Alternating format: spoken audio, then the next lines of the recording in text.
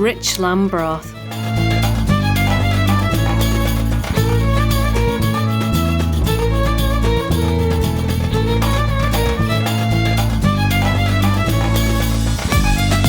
Heat the water in a deep saucepan. Peel 1 medium-sized onion and add the meat to the pan, then add the whole onion and salt. Leave to simmer for about 90 minutes over medium heat. Then transfer the meat and onion to a container and leave the meat broth simmering.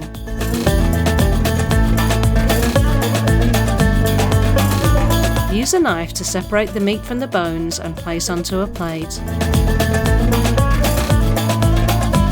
Tear the meat into pieces and add to the boiling broth. In a separate bowl, whisk together the lemon juice, vinegar, egg yolk and flour.